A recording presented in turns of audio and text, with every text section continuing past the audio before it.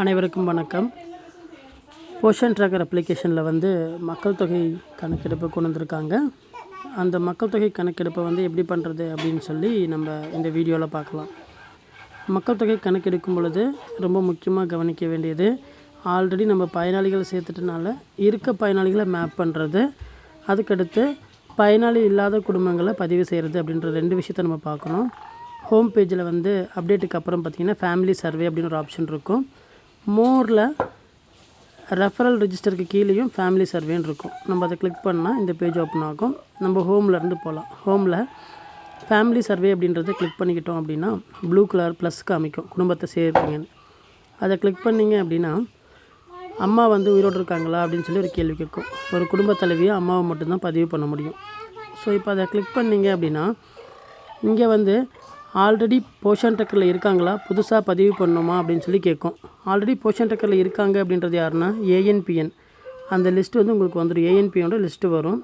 இந்த குடும்பமாக இருந்தால் நீங்கள் முதல் ஆப்ஷன்லேயும், புது குடும்பமாக இருந்தது இல்லை குழந்தைங்க ஏஎன்பிஎன் அல்லாத மற்ற அனைவரையும் 2வது ஆப்ஷனில் சேர்க்கணும். ஏஎன்பிஎன்னா ஃபஸ்ட் ஆப்ஷன், ஏஎன்பிஎன் அல்லாதவர்கள் அப்படின்னா 2வது ஆப்ஷனில் சேர்க்கணும்.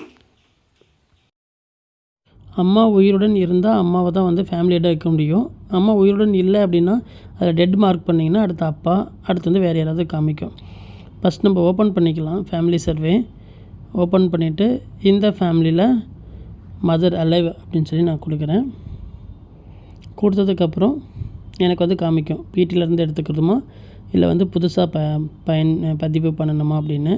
நான் பயனாளியே புதுசாக பதிவு பண்ணுறேன். மீதி டேட்டாலாம் உங்களுக்கு பதிவு பண்ண தெரியும் ஆல்ரெடி. ஸோ அப்படியே பதிவு பண்ணிட்டு வரீங்க. இதில் அடிஷ்னலாக 2-3 விஷயங்கள் மட்டும் கேட்கும்.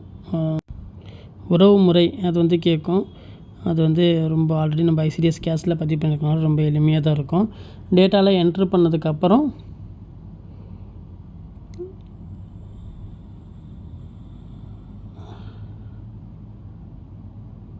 ஃபஸ்ட்டு பதிவு பண்ணுற பயனாளிக்கு உறவு முறை கேட்கறதில்ல.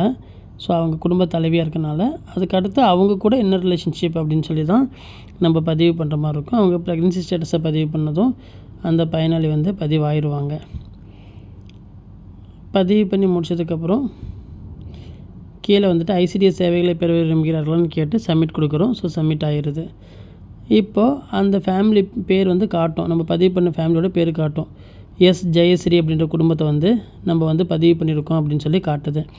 இப்போ அதில் குடும்ப நபர்கள் ஆட் ஃபேமிலி மெம்பர்ஸ்ன்ற ஆப்ஷனில் போய் குடும்ப நபர்கள் பதிவு பண்ணலாம். ஆல்ரெடி பிடியில் இருக்காங்கன்னா அவங்களோட குழந்தைங்களாக இருப்பாங்க. நியூ அப்படின்னா பிடியில் இல்லாத குழந்தைகள் அப்படின்னு சொல்லிட்டு நம்ம பதிவு பண்ணணும். இதே மாதிரி ஒவ்வொரு குடும்பத்தையும் பதிவு பண்ணணும். வேறு ஏதாவது டவுட் இருந்தது அப்படின்னா உங்கள் பிசிஸ்ட்டை கேளுங்க, இல்லை எனக்கு கால் பண்ணி கேளுங்க. தேங்க்யூ.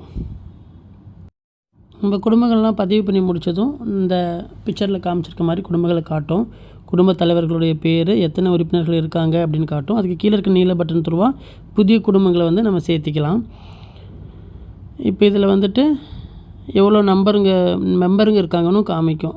நம்ம அதை கிளிக் பண்ணோன்னா அதில் புதிய ஆளை சேர்த்தணும் அப்படின்னாலும் நம்ம மறுபடியும் சேர்த்திக்கலாம். ஆல்ரெடி ஒரு குடும்பத்தை சேர்த்திட்டிங்க, மறுபடியும் புதுசாக இன்னொருத்தர் சேர்த்தணுன்னா சேர்த்திக்கலாம். அப்படி சேர்க்கும் பொழுதும் பிடியில் இருக்காங்களா இல்லை புதுசாக பதிவு பண்ணுமான்னு கேட்கும். பிடியில் இருந்தாங்க அப்படின்னா நீங்கள் தேர்வு பண்ணாலே போதும் வந்துடும்.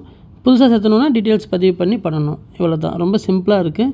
ஒர்க் பண்ணி பாருங்கள். ஏதாவது சந்தேகங்கள் இருந்தால் உடனே கேட்டுட்டு அதுக்கப்புறம் பண்ணுங்கள். ஒரு 2 ஃபேமிலி பதிவு பண்ணிட்டீங்கன்னா உங்களுக்கு ஒரு கிளியராக ஐடியா கிடச்சிடும். ஃபஸ்ட்டு நம்ம போஷன் ட்ராக்கர் இருக்கக்கூடிய பயனாளிகளுடைய குடும்பத்தை பதிவு பண்ணுங்கள். ஏதாவது டவுட் இருந்ததுன்னா இமீடியட்டாக கால் பண்ணி கேட்டுட்டு அந்த டவுட்டு கிளியர் ஆனதுக்கப்புறம் நீங்கள் உங்கள் பதிவுகளை தொடங்குங்க. All the best. தேங்க்யூ.